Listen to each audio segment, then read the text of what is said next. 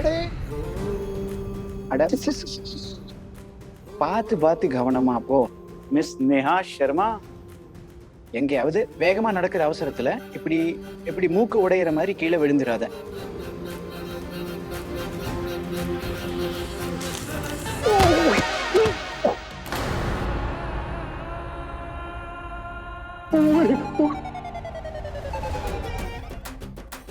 ஒரு விஷயம் எனக்கு நல்லா தெரிஞ்சிருச்சு. யாராவது மத்தவங்களை கீழே தள்ளிவிட முயற்சி பண்ணாங்கன்னா அவங்க ஒரு நாள் அவங்களோட மூக்கு உடையிற மாதிரி விழுவாங்க.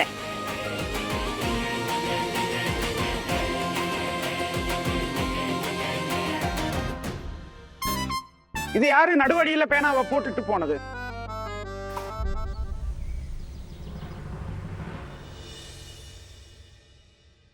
ஆஹா, மனசு நிறைஞ்சிருச்சு. இப்படி ஒரு அருமையான சாப்பாட்டை சாப்பிட்டு உன் கையில ஏதோ மாயம் இருக்குது சுஷ்மா. நீங்க போலீஸ்காரரா இல்ல இன்ஜினியரா? அதாவது என்ன புகழ்ற மாதிரி பொய் சொல்றத உங்களை பார்த்துதான் கத்துக்கணும் போல. வெறும் கோவக்காய் தான் உருளைக்கிழங்கு போட்டு பண்ணேன், அதுவும் மசாலா இல்லாம, அதுவும் சப்பாத்திக்கு நெய் கூட ஊத்தல. இருந்தாலும் இன்னைக்கு உங்களுக்கு வெண்டைக்காய் மசாலா கொடுத்திருந்தாலும் கூட எந்த வித்தியாசமும் தெரிஞ்சிருக்காது. உண்மைய சொன்னா இந்த சந்தோஷம் உங்களுக்கு சாப்பாட்டுனால வந்ததில்ல, வேலைக்கு திரும்ப போறதுனால வந்தது. அந்த வெற்றியினால வந்தது. எது உங்களுக்கு தொலைஞ்சு போன மான மரியாதையை திருப்பி தந்ததோ. அதாவது இன்னைக்கு நீ தான் ஜெயிச்ச. நான் உங்க பொண்டாட்டி, உங்களை நல்லாவே புரிஞ்சு வச்சிருக்கேன். இருந்தாலும் நீங்க எப்ப வேலைக்கு போக ஆரம்பிச்சீங்களோ அப்பவே உங்க முகத்துல ஒரு தனி சந்தோஷம் தெரியுது. விடுங்க, இந்த மாசத்தோட கடைசி நாள் வந்துருச்சு. நம்மள மாதிரி நேர்மையான மிடில் கிளாஸ் ஜனங்களுக்கு இதே பிரச்சனை தான். இந்த கடைசி நாட்களை எப்படி கடந்து போறதுன்னு இது நமக்கு மட்டும்தான் தெரியும். அடே சுஷ்மா, 4 நாள் தானே இருக்கு. 1ஆம் தேதி சம்பளம் அக்கௌண்ட்டுக்கு வந்துடும். எல்லா டென்ஷனும் முடிஞ்சிரும்.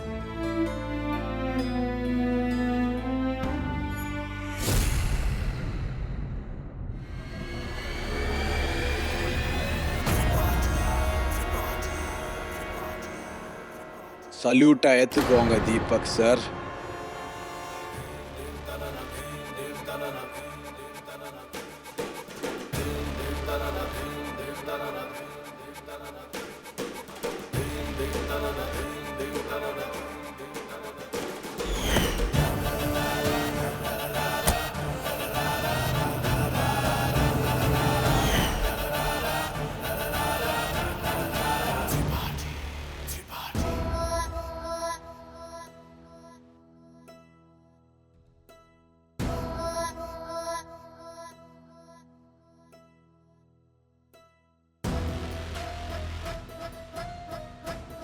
அண்ணி உங்ககிட்ட என்ன பத்தி சொல்லவே இல்லைன்னு நினைக்கிறேன்.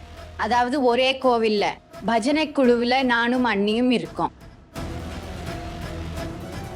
பல தடவை நாங்க ஒன்னா சத்சங்கமும் கீர்த்தனையும் சொல்லியிருக்கோம். அது என்னன்னா, எங்களுக்குள்ள முதல் அறிமுகம் இருந்தது, அப்புறம் நட்பா மாறிடுச்சு. அதுக்கு அப்புறம் நாங்க 2 பேரும் ஒன்னா அதாவது கிட்டி பார்ட்டியும் விளையாட ஆரம்பிச்சிட்டோம். இப்போ எங்க பெண்கள் குழு ரொம்ப பெருசாகிருச்சு.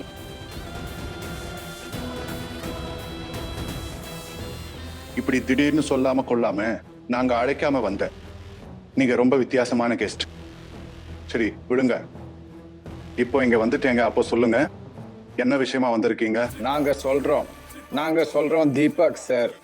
அதுக்குள்ள என்ன அவசரம்? முதல்ல நீங்க இந்த பாக்ஸா புடிங்க. இதுல என்ன இருக்கு? கிஃப்ட் இருக்கு, திறந்து பாருங்க. உங்க மனசு குளிர்ந்துரும்.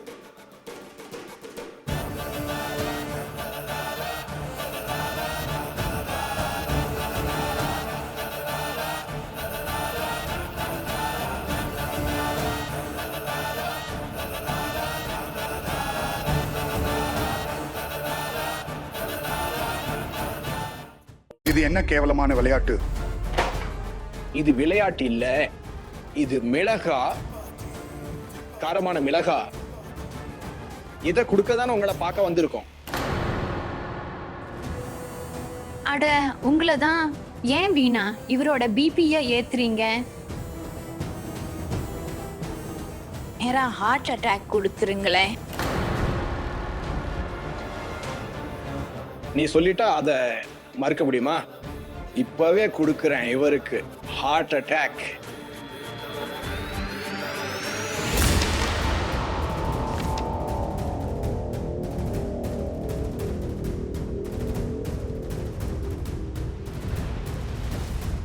இதை எடுத்து நல்லா கவனமா பாருங்க.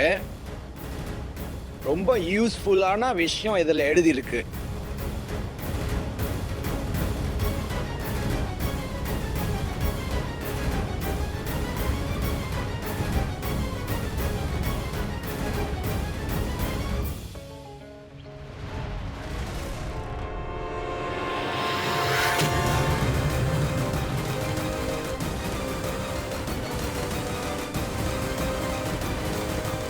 என்னாச்சு?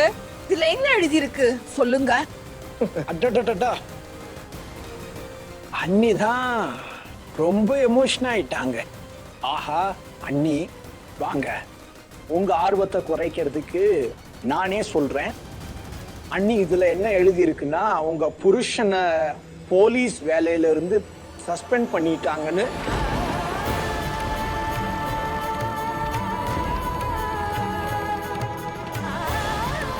என்ன இது எப்படி நடக்க முடியும்?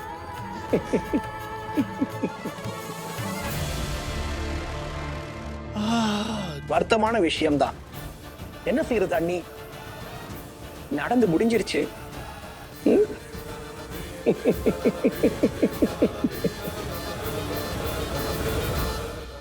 அல்லா மேல சத்தியமா உன் காலேஜ்ல நடந்த விஷயத்த கேட்டா எனக்கு இப்ப கூட என் காதுகளை நம்ப முடியல. நீ காலேஜுக்குள்ள குதிரை சவாரி செஞ்சு போனியா? நிஜமாவா? இன்னையில இருந்து இந்த காலேஜ்ல படிக்கிறது இருக்கட்டும், இதுல காலை கூட வைக்க மாட்டேன். இந்த சுகம் துக்கம் ரெண்டுமே இயற்கையோட மடியில வச்சிருக்க புதையல் மாதிரி. அந்த புதையலோட சாவி பல நேரம் அதுக்கு பக்கத்திலே தான் இருக்கும். என்னாச்சு? உன் முகம் ஏன் ஏதோ பேய் அடிச்ச மாதிரி இருக்கு? ஒண்ணும் இல்ல. இதுதான் முதல் காதலோட கதை. யாரு நீ லவ் பண்றியோ அவங்களுக்கு உன்னால எந்த கஷ்டமும் தர முடியாது. அதனாலதான் சஞ்சுவை வெறுக்கிறதுக்கு உனக்கு கில்ட்டா இருக்குது இல்லையா? நான் இப்ப வரைக்கும் சஞ்சுவை வெறுக்கல. சஞ்சுவை நான் வெறுக்கவே இல்ல.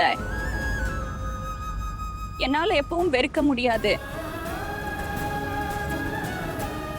எனக்கு தெரியும் நான் அவன் மேல ரொம்ப கோவமா இருக்கேன்னு, வருத்தத்துல இருக்கேன். அவன் எனக்கு நிறைய வலி கொடுத்திருக்கான், ரொம்ப காயப்படுத்தியிருக்கான். இனி இந்த வலியை என்னால தாங்கிக்க முடியாது அலி.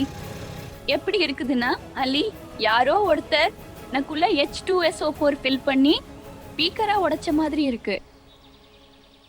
ஆனா எது நடந்தாலும் சரி, ஒருவேளை எவ்வளவு தப்பான விஷயமா இருந்தாலும் எல்லாரும் என்ன முட்டாள் கழுதன்னு நினைச்சாலும் சரி,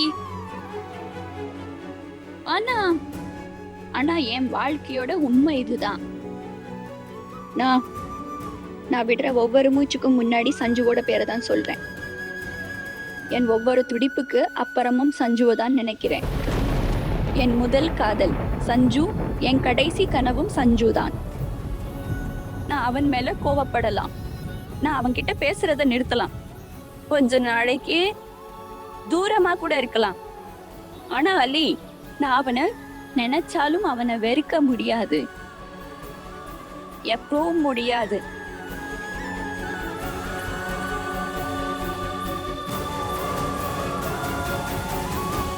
அங்க பாரு அலி,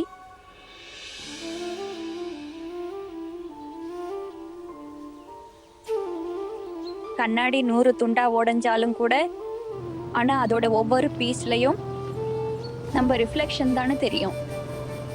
அதே போல நம்ம மனசும் 1000 துண்டா உடைஞ்சாலும் கூட அதோட ஒவ்வொரு துண்டிலும் நம்ம முதல் காதலோட முகம் மட்டும்தான் தெரியும். நம்ம மனசு முதல் காதலோட பேர்ல தான் துடிக்குது, முதல் காதலோட நினைவுகள் தவிக்குது. ஆனா இதுதான் முதல் காதலோட நேச்சர். உயிர் போனா கூட போகட்டும், ஆனா முதல் காதலோட ஓவியம் அழியாது.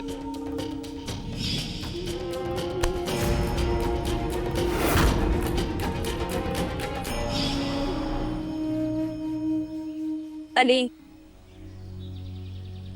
நீ எப்பவும் சொல்லுவ இல்லையா, பிரேயர்ல நிறைய பவர் இருக்குன்னு, அது கண்டிப்பா நடக்கும்னு.